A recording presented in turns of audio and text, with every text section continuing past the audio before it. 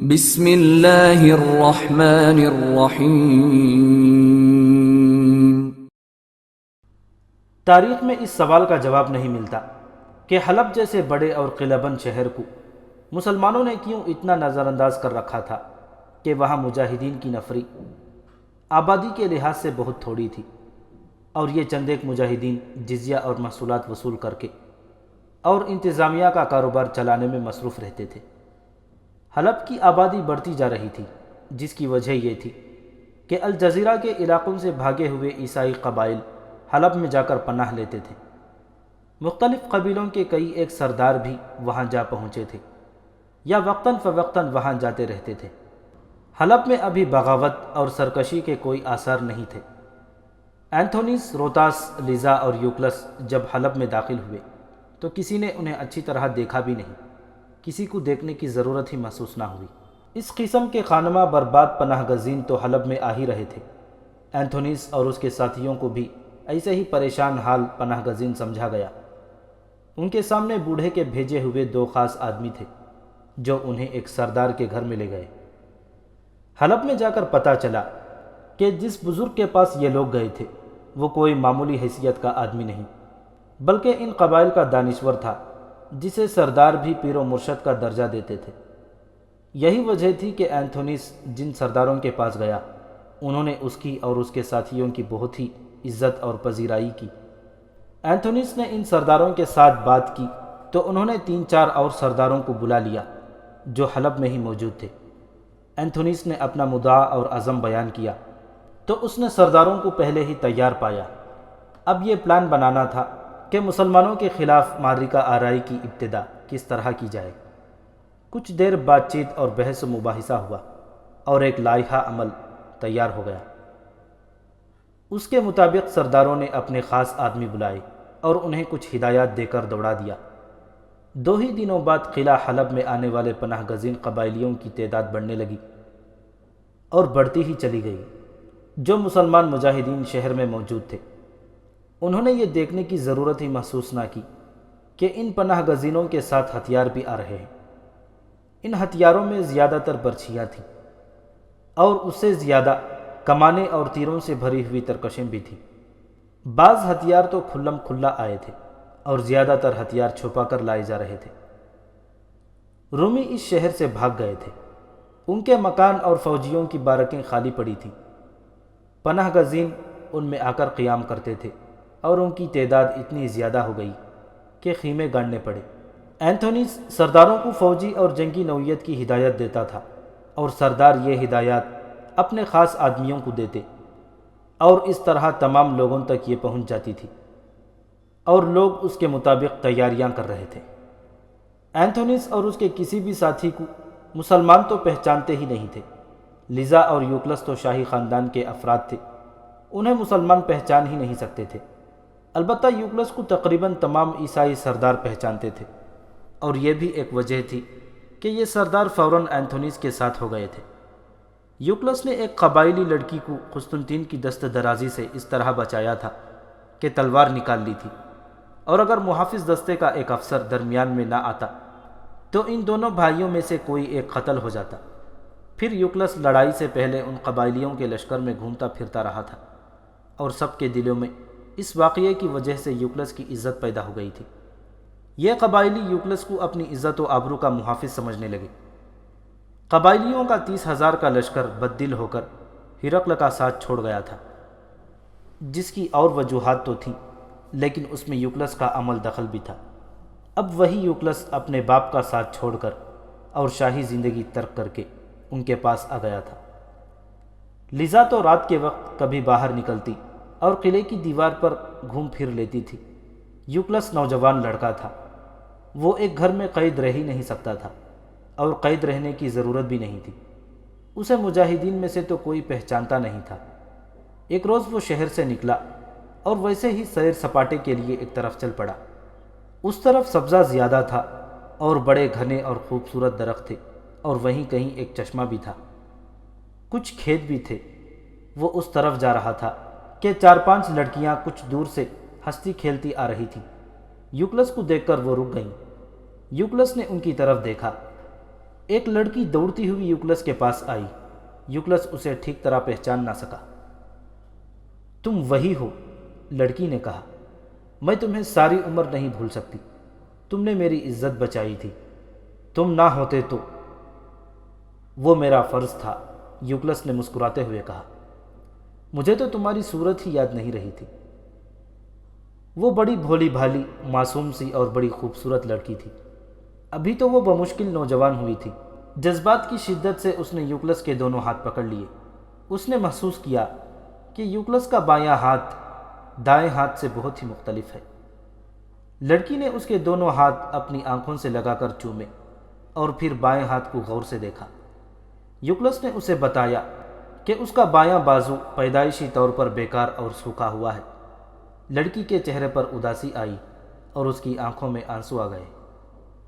میں تمہیں خوابوں میں دیکھتی رہتی ہوں، لڑکی نے کہا۔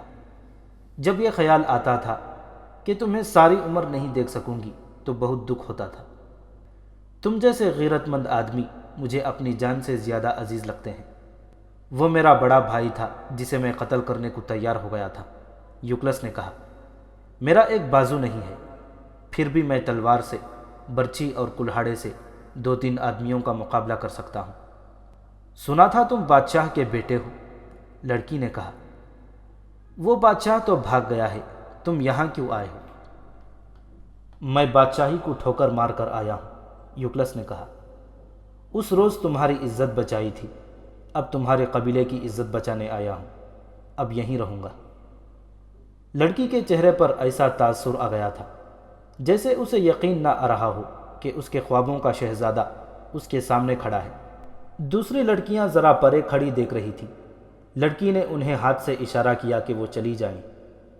وہ سب قہقہے لگاتی چلی گئیں اور کچھ دیر بعد یوکلس اور لڑکی چشمے کے کنارے ایک پھولدار جھاڑی کے پاس اس طرح بیٹھے ہوئے تھے کہ دونوں نے ایک دوسرے کو ایک ایک بازو کے گھیرے میں لے رکھا تھا۔ اس روز کے بعد لڑکی یوکلس سے کئی بار ملی۔ وہ اپنے قبیلے کے سردار کی بیٹی تھی۔ رات کو بھی وہ یوکلس کے پاس آئی اور دونوں قلعے کی دیوار پر بیٹھے یا ٹہلتے رہتے۔ وہ تو جیسے ایک دوسرے میں تحلیل ہو گئے تھے۔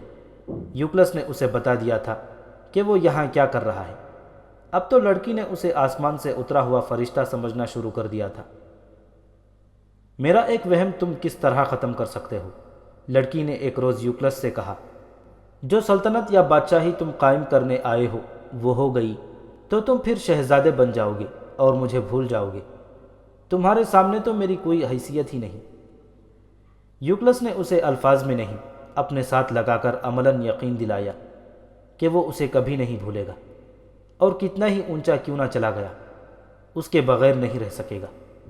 یوکلس نے اپنے ایک ہی بازو میں لڑکی کو اتنی شدت سے بھینچا جیسے اس کی پسلیاں توڑ دے گا۔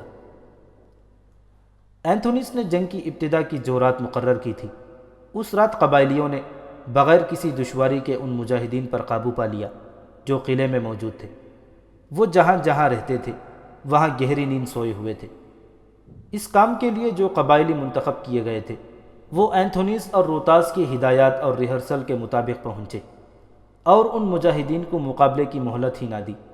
ان سب کو ایک بڑے مضبوط دروازوں والے مکان میں بند کر دیا گیا۔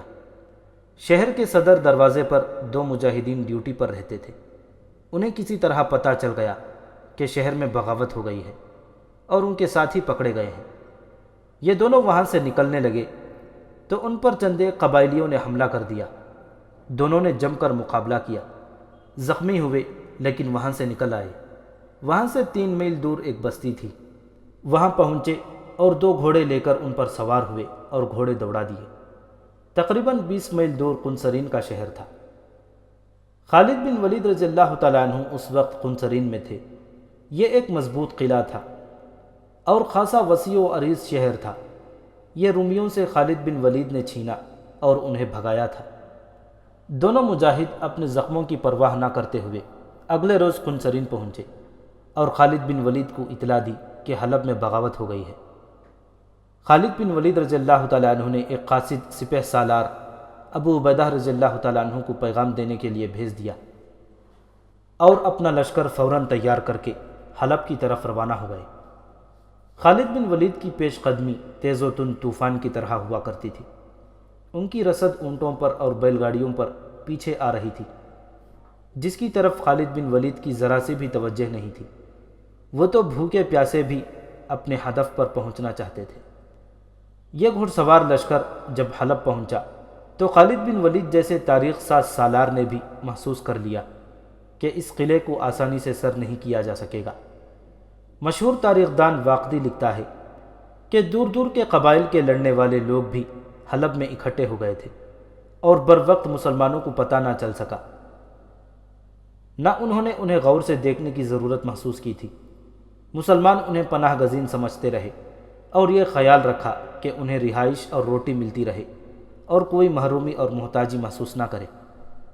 اب یہی لوگ چاروں طرف دیواروں پر اس طرح کھڑے تھے کہ ان کے ہاتھوں میں کمانیں اور بعض کے پاس پھینکنے والی برچھیاں تھیں۔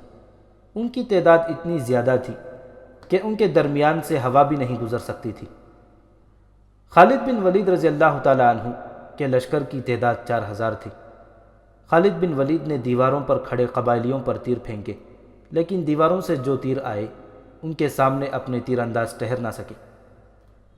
خالد بن ولید نے سپہ سالار کی طرف ایک قاصد اس پیغام کے ساتھ دوڑایا کہ مزید لشکر کی ضرورت ہے، کیونکہ قلعہ بھی مضبوط ہے اور دفاع اور زیادہ مستحکم اور مہلک ہے۔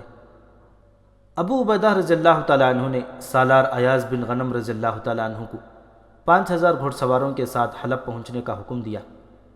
یہ لشکر بڑی تیزی سے روانہ ہو گیا۔ خالد بن ولید قلعہ توڑنے اور سر کرنے کی خصوصی مہارت رکھتے تھے۔ اس مقصد کے لیے انہوں نے جانباز گروہ بنا رکھے تھے۔ تاریخ اسلام کا یہ عظیم سپہ سالار محاصرے کو طول دینے کا قائل نہیں تھا۔ واقدی نے لکھا ہے کہ محاصرہ بہت طویل ہو گیا تھا۔ 2 یورپی مورخ لکھتے ہیں کہ خالد بن ولید اس قدر غیظ و غضب میں تھے کہ انہوں نے محاصرہ طویل نہ ہونے دیا، بلکہ ایسی چالیں چلیں جن سے عیسائی قبائلی ان کے پھندے میں آ گئے۔ اینتھونیس نے یہ حرکت کی کہ محاصرے کے تیسرے چوتھے ہی روز ان تمام مجاہدین کو قلعے کی دیواروں پر پہلو بپہلو کھڑا کر دیا جنہیں ایک رات سوتے میں پکڑ کر قید کر دیا گیا تھا۔ سب کے ہاتھ پیٹھ پیچھے بندھے ہوئے تھے۔ اس نے دیوار پر کھڑے ہو کر اعلان کیا کہ محاصرہ فوراً اٹھا لو، ہم زیادہ انتظار نہیں کریں گے۔ ان میں پہلے 10 آدمیوں کے سر کاٹ کر تمہاری طرف پھینک دیں گے۔ محاصرہ پھر بھی نہ اٹھا تو مزید 10 آدمیوں کے سر کاٹ کر پھینکے جائیں گے۔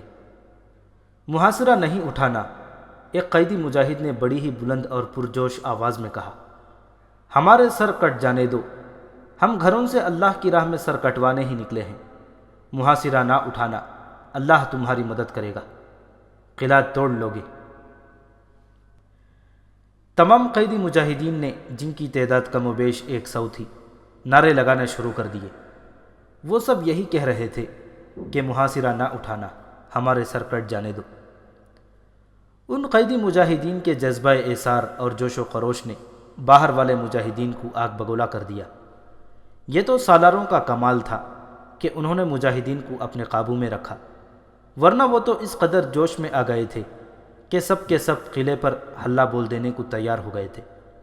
وہ کہتے تھے کہ تیر انداز اوپر دیواروں پر تیر پھینکتے رہیں اور وہ دروازے توڑ لیں گے یا دیوار پر کہیں شگاف ڈال لیں گے۔ خالد بن ولید اور ایاز بن غنم ہوشمند سالار تھے۔ وہ جذبات کے جوش سے نہیں، جنگی فہم و فراست سے کارروائیاں کیا کرتے تھے۔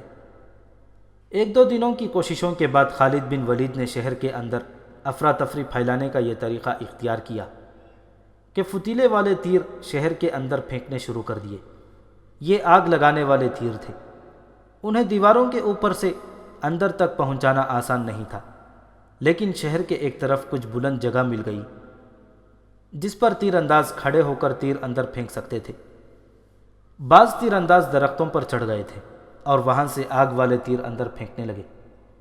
یہ تیر کچھ زیادہ اثر انداز نہ ہوئے، جس کی وجہ یہ تھی کہ آبادی دیواروں سے اتنی دور تھی جہاں تک تیر نہیں پہنچ سکتے تھے۔ ایک میدان میں خیمے لگے ہوئے تھے۔ دونوں سالار خالد بن ولید اور ایاز بن غنم کو قلعے کے اندر کے حالات کا تو کچھ بھی پتہ نہیں تھا۔ اندر اگر کوئی مسلمان جاسوس تھا بھی تو وہ باہر نہیں آ سکتا تھا۔ اور باہر سے کسی کو قبائلی عیسائیوں کے بحروپ میں اندر نہیں بھیجا جا سکتا تھا۔ دیواروں پر جو قبائلی تیر اور کمانے اور پھینکنے والی پرچیاں لیے کھڑے رہتے تھے وہ روز اول کی طرح جوش و خروش میں معلوم ہوتے تھے۔ خالد بن ولید نے اپنے نائب سالاروں سے اور ایک دو مرتبہ مجاہدین کے پورے لشکر سے کہا تھا کہ حلب کو اپنا ہی شہر سمجھو۔ ان کا حوصلہ بڑھاتے ہوئے خالد بن ولید نے پر اعتماد انداز میں کہا تھا کہ شہر میں کوئی تربیت یافتہ اور تجربے کار فوج نہیں، یہ لوگ فردن لڑنا جانتے ہیں یا ہجوم کی صورت میں حلہ بول سکتے ہیں، لیکن محاصرے میں ٹھہرنا اور محاصرہ توڑنا ان کے بس کی بات نہیں، بلکہ ان لوگوں کو اپنے بس میں سمجھو اور تھوڑے ہی عرصے بعد یہ ہتھیار ڈال کر ہماری اطاعت قبول کر لیں گے یا کوئی ایسی حماقت کر بیٹھیں گے کہ جو ان کی شکست کا باعث بنے گی۔ خالد بن ولید کو یقیناً معلوم نہیں تھا کہ محصورین کی قیادت رومی فوج کے ایک بھگوڑے جرنیل کے ہاتھ میں ہے اور اس کا نائب اور معاون رومی فوج کا ہی ایک افسر ہے جو سپہ سالار ابو عبیدہ رضی اللہ تعالیٰ عنہ کی قید میں رہ کر گیا تھا۔ مسلمان سالاروں کو یہ بھی معلوم نہیں تھا کہ ان کے ساتھ ہرقل کی ایک بیوی بھی ہے جو ایران کے شاہی خاندان کی عورت تھی اور ہرقل کے شاہی خاندان میں دھوکے سے داخل ہوئی تھی۔ مسلمانوں کے ہاتھوں جہاد کا جذبہ اور دین و ایمان تھا اور ان کا اپنا ایک کلچر تھا جس سے وہ ذرا سا بھی نہیں ہٹتے تھے۔ اس کے مقابلے میں قلعے کے اندر جو رومی قیادت تھی اس کا اپنا کلچر اور اپنا کردار تھا جس سے وہ لوگ اپنی ضرورت اور اپنے مفادات کے مطابق دستبردار بھی ہو جایا کرتے تھے۔ قلعے کے اندر کے حالات کچھ اس طرح تھے کہ اینتھونیس اور روتاس تو جیسے راتوں کو سوتے بھی نہیں تھے۔ ان کے لیے یہ ایک قلعے یا ایک بڑے شہر کی لڑائی نہیں تھی بلکہ ان کی زندگی اور موت کی لڑائی تھی۔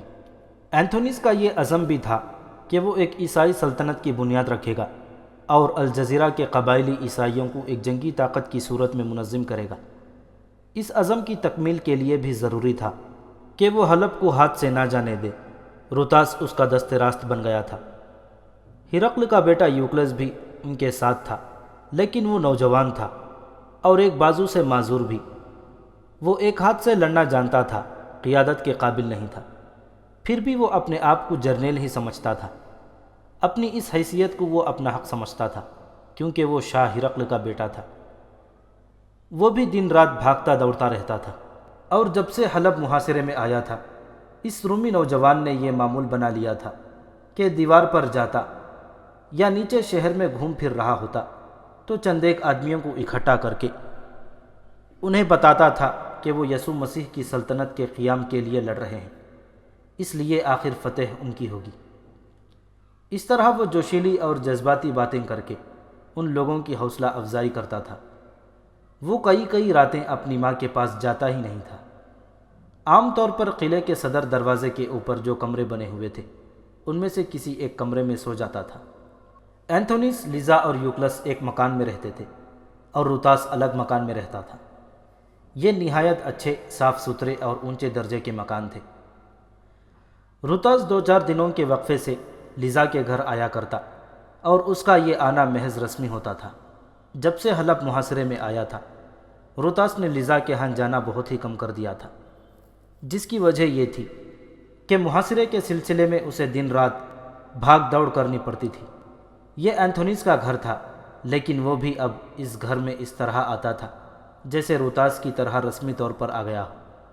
اینتھونیس اور روتاس کا تو یہ عالم تھا کہ الگ الگ بھاگتے دوڑتے رہتے تھے۔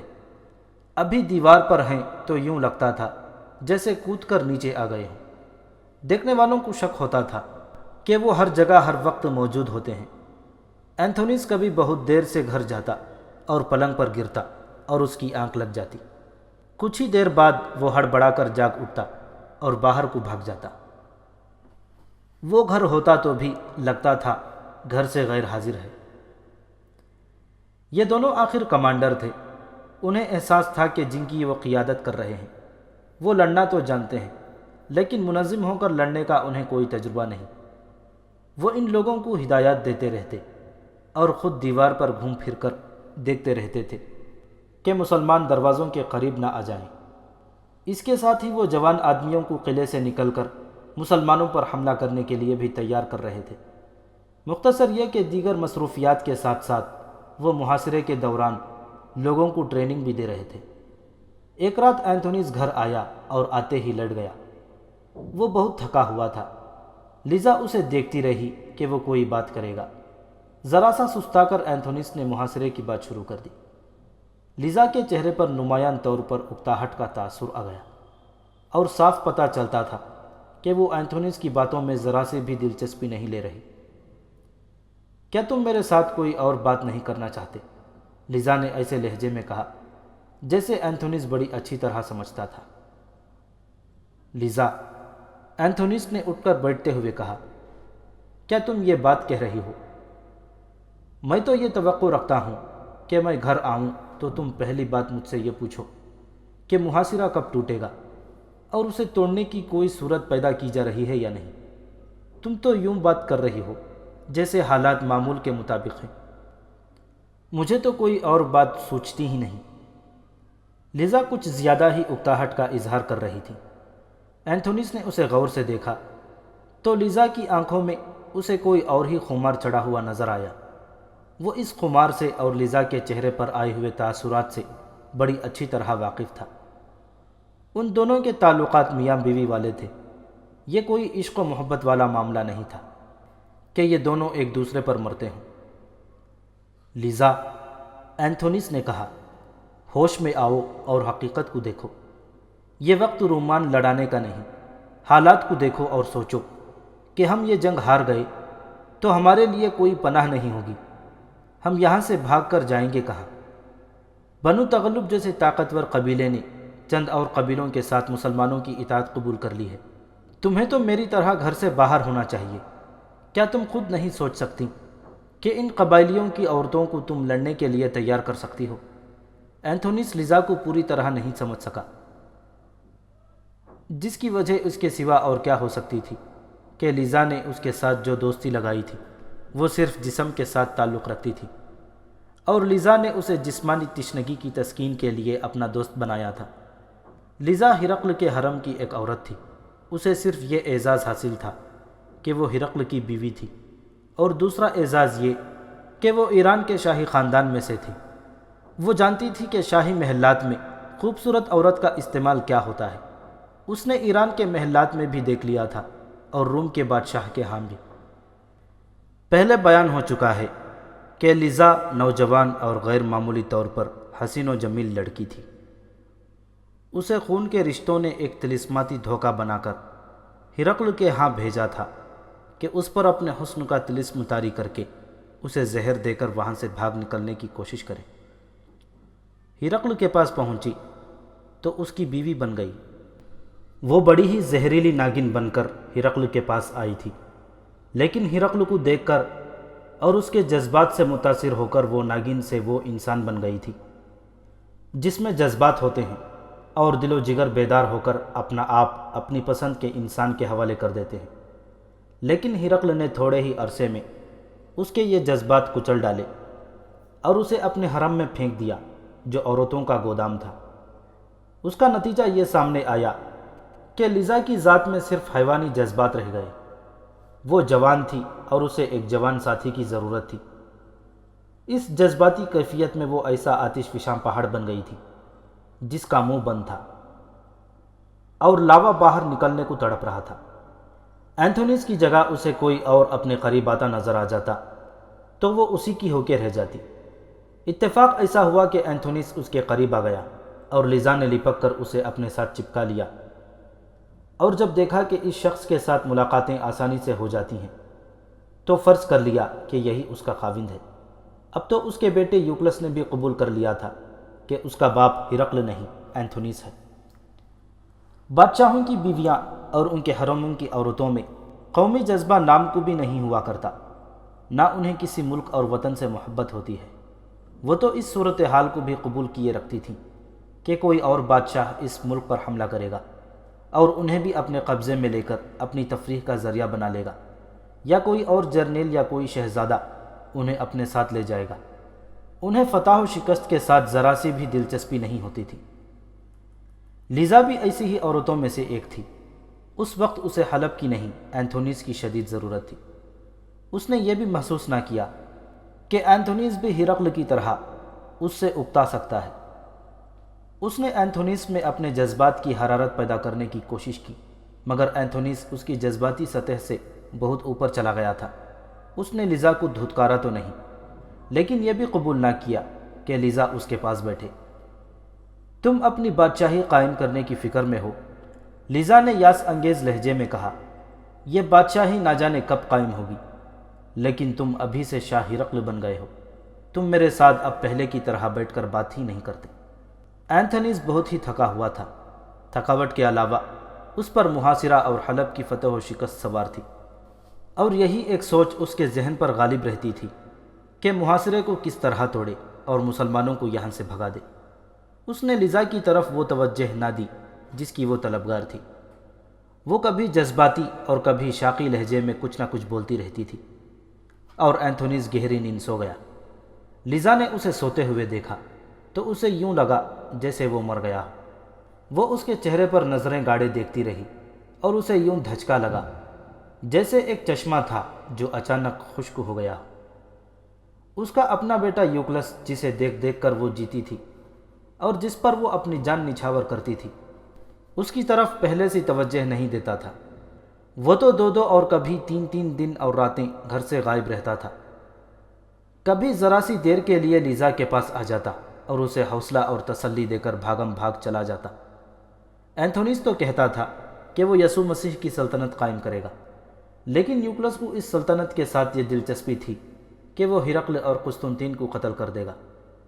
لیزا نے کبھی نہ سوچا کہ اپنے بیٹے کو اپنے ساتھ چپکا لے تاکہ وہ لڑائی میں مارے جانے سے محفوظ رہے۔ وہ اینتھونیس ہی کی ضرورت محسوس کرتی تھی، لیکن اینتھونیس تو جیسے اس کے ہاتھ سے نکل ہی گیا تھا۔ اگلی صبح لیزا کی آنکھ اس وقت کھلی جب سورج کی کرنیں قلعے کی دیواروں کے اوپر سے اندر آ گئی تھیں۔ لیزا اٹھی اور تمام کمروں میں گھوم پھر آئی۔ وہاں اینتھونیس بھی نہیں تھا، یوکلس بھی نہیں تھا۔ یہ تو اس کا روز مرہ کا معمول تھا، لیکن اس صبح اس نے اپنے آپ کو کچھ زیادہ ہی تنہا محسوس کیا۔ اس کی ملازمہ نے اس کے آگے ناشتہ رکھا۔ لیزا ناشتے پر اور ملازمہ فرش پر بیٹھ گئی۔ خدا آپ کو اور زیادہ عزت اور وقار دے مالکن، ملازمہ نے کہا۔ کچھ ہم غریبوں کو بھی بتا دے، کیا یہ محاصرہ اٹھ جائے گا؟ آپ کو تو معلوم ہی ہوگا شہر میں اناج کم پڑتا جا رہا ہے۔ پانی کی تو کمی نہیں، لیکن صرف پانی پر تو زندہ نہیں رہا جا سکتا۔ گھبراؤ نہیں، لیزا نے کہا، محاصرہ اٹھ جائے گا۔ نہ اٹھا تو باہر نکل کر مسلمانوں کے لشکر پر حملہ کریں گے۔ آپ کو گرجے میں کبھی نہیں دیکھا، ملازمہ نے کہا۔ گرجے میں ہر روز اپنی فتح کی اور مسلمانوں کی شکست کی دعائیں ہوتی ہیں۔ پادری کہتے ہیں کہ گناہوں سے توبہ کرو، یہ بہت بڑی آفت ہے جو ہم پر گناہوں کی وجہ سے نازل ہوئی ہے۔ ہم غریبوں نے کیا گناہ کیے ہیں؟ لیزا نے ملازمہ کی بات پوری نہ ہونے دی اور ہنس پڑی۔ ملازمہ چپ ہو گئی اور لیزا کے منہ کی طرف دیکھتی رہی۔ ملازمہ نے لیزا کو بتایا کہ شہر کے کچھ لوگ تو یہ کہتے ہیں کہ باہر نکل کر مسلمانوں پر حملہ کیا جائے، لیکن بعض لوگ یہ بھی کہتے ہیں کہ مسلمانوں کے ساتھ دشمنی ختم کر دی جائے اور ان کے لیے دروازے کھول دیے جائیں۔ وہ کہتے ہیں کہ مسلمان بڑے اچھے لوگ ہیں، جس شہر کو فتح کرتے ہیں اس شہر کے لوگوں کے ساتھ بہت ہی اچھا سلوک کرتے ہیں۔ لیزا کی ہنسی ایک مسکراہٹ میں سمٹ کر آ گئی۔ اس نے ملازمہ کی اس بات کو ذرا سے بھی اہمیت نہ دی اور اس طرح سنتی رہی جیسے وہ کوئی بڑی ہی دلچسپ بات سنا رہی ہو۔ اس نے جلدی جلدی ناشتہ کیا اور اٹھ کر باہر نکل گئی۔ محاصرے کا شور و غل شہر کے اندر بھی سنائی دے رہا تھا۔ محاصرے کی ایک اور رات گزر گئی تھی۔ شہر کے جو لوگ شہر کی دفاع کے لیے دیوار پر کھڑے تھے وہ نعرے لگا رہے تھے اور مسلمانوں کو للکار بھی رہے تھے۔ ان کا حوصلہ اور جوش و خروش بظاہر تر و تازہ معلوم ہوتا تھا۔ لیزا آہستہ آہستہ چلتی گئی۔ وہ کسی خاص جگہ پہنچنے کے ارادے سے نکلی نہیں تھی۔ شہر کی عورتیں اسے جانتی تھیں، وہ ان کے جرنیل کی بیوی تھی۔ ایک جگہ عورتوں نے اسے گھیر لیا۔ وہ کچھ گھبرائی ہوئی سی تھی۔ اس سے پوچھنے لگی کہ محاصرہ کب تک رہے گا اور کیا یہ شہر لمبے عرصے کے لیے محاصرے میں ہی رہے گا۔ لیزا اپنے آپ میں آ گئی جیسے بیدار ہو گئی ہو۔ اس نے عورتوں کو بہت تسلیاں دیں اور ان کا حوصلہ اس طرح مضبوط کیا کہ انہیں کہا کہ وہ بھی لڑنے کے لیے تیار ہو جائیں۔ اس نے یہ بھی کہا کہ محاصرے کو طویل نہیں ہونے دیا جائے گا اور جلد ہی باہر نکل کر مسلمانوں پر بڑا ہی زوردار حملہ کیا جائے گا۔ اس نے جرنیل کی بیوی کی حیثیت سے ایسی جوشیلی باتیں کی کہ عورتوں کی گھبراہٹ ختم ہو گئی، اور کئی عورتوں نے کہا کہ وہ مردوں کی طرح لڑیں گی اور مسلمانوں کا محاصرہ کامیاب نہیں ہونے دیں گی۔ لذا کہ اپنے ذہن میں بھی کچھ تبدیلی آ گئی اور وہ آگے کو چل پڑی۔ کچھ دیر بعد وہ دیوار پر پہنچ گئی۔ دیوار اتنی چوڑی تھی کہ اس پر 4-5 آدمی پہلو با پہلو آسانی سے چل پھر سکتے تھے، لیکن اس وقت دیوار پر چلنے کے لیے راستہ ہی نہیں ملتا تھا، کیونکہ شہر کے تقریباً تمام لوگ دیوار پر کھڑے تھے اور ادھر ادھر آ جا بھی رہے تھے۔ لذا اس ہجوم میں سے راستہ بناتی چلی جا رہی تھی۔ اسے جاننے والے آدمی رک کر سلام کرتے تھے۔ اس کی گردن اس خیال سے تن گئی اور سر اونچا ہو گیا کہ وہ اس شہر کے سب سے بڑے جرنیل کی بیوی ہے۔ وہاں تو اینتونیس اکیلا ہی جرنیل تھا اور ایک غیر منظم لشکر کا کمانڈر بنا ہوا تھا۔ لذا نے اپنے کندھے پر کسی کا ہاتھ محسوس کیا۔ رک کر پیچھے دیکھا، وہ روتاس تھا۔ لذا کا چہرہ چمک اٹھا۔ اس نے روتاس سے پوچھا کہ صورتحال کیا ہے اور کیا محاصرہ جلدی توڑا جا سکے گا یا شہر کو خطرہ ہے؟ محاصرے کو تو ہم نے روکا ہوا ہے، روتاس نے جواب دیا، لیکن یہ کہنا کہ کوئی خطرہ نہیں اپنے آپ کو دھوکے میں رکھنے والی بات ہے۔ مسلمانوں کا سپہ سالار خالد بن ولید ہے۔ آپ کو شاید معلوم نہ ہو کہ میں شاہ ہرقل کے جاسوسی کے محکمے کا عہدیدار تھا۔ میں بھیس بدل کر مسلمانوں کی خیمہ گاہوں میں گیا ہوں اور خالد بن ولید کو قریب سے دیکھا ہے۔ شام سے ہماری فوج کے پاؤں اسی سالار نے اکھاڑے تھے، اور اکھڑے بھی ایسے کہ کہیں جم نہ سکے۔ یہ نام میں نے بھی سنا ہے، لذا نے کہا۔ ہرقل کو یہ کہتے سنا تھا کہ خالد بن ولید کے قتل کا انتظام ہو جائے تو میں مسلمانوں کو صرف شام سے ہی نہیں نکالوں گا، بلکہ عرب سے بھی بھگا کر سمندر میں ڈبو دوں گا۔ قاتلوں کو اس تک پہنچنا ممکن نظر نہیں آتا۔ آپ کو پوری طرح معلوم نہیں، روتاس نے کہا۔ 2 مرتبہ خالد بن ولید کو قتل کرنے کے لیے 4 آدمی بھیجے گئے تھے۔ وہ مسلمانوں کے لباس میں گئے تھے اور عربی عربوں کی طرح بول سکتے تھے، اور مجھے یہ بھی یقین تھا کہ مسلمانوں کے لشکر میں سے کوئی کہہ نہیں سکتا تھا کہ یہ کوئی اور ہیں، لیکن وہ سب وہاں جا کر خود قتل ہو گئے۔ دونوں جماعتوں کی کہانی الگ الگ ہے، لیکن اس وقت ہمارے سامنے مسئلہ اس محاصرے کا ہے، اور اس کا سالار خالد بن ولید ہے، جو قلعے توڑنے اور سر کرنے کی خصوصی مہارت رکھتا ہے۔ روتاس بولتے بولتے چپ ہو گیا اور باہر کی طرف دیکھ کر بولا، وہ دیکھیں، آئیں، میں آپ کو خالد بن ولید دکھاتا ہوں۔ روتاس لذا کو دیوار کی برج کے قریب لے گیا۔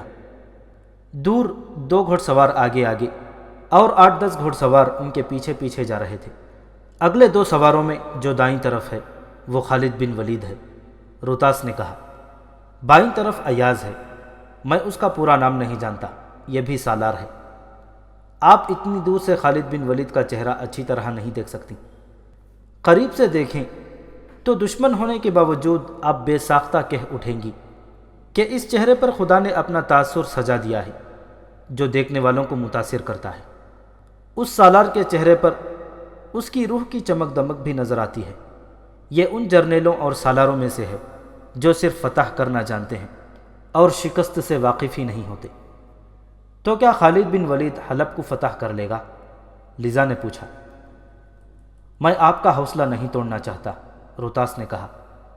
ہم جانیں لڑا دیں گے، لیکن حلب کو بچانے کے لیے ہمیں اس شہر کی آدھی آبادی قربان کرنی پڑے گی۔ موقع ملتے ہی ہم باہر نکل کر حملہ کریں گے۔ روتاس بولتا رہا۔ وہ لذا کو بتا رہا تھا کہ کچھ بھی ہو سکتا ہے۔ وہ لذا کو صورتحال سے تفصیلاً آگاہ کر رہا تھا، اور لذا نے باہر سے نظریں ہٹا کر روتاس کے چہرے پر روک لی اور اسے نظر بھر کر دیکھا، پھر اسے سر سے پاؤں تک دیکھا، اور اس کے ہونٹوں پر ایسا تبسم آ گیا جس میں کچھ تشنگی سی تھی۔ لذا نے بغیر کسی سوچ اور بغیر ارادے کے روتاس کا بازو پکڑا اور اسے اس چھوٹی سی برجی سے ہٹا لائی۔ روتاس اس کے ساتھ پالتو جانور کی طرح چل پڑا۔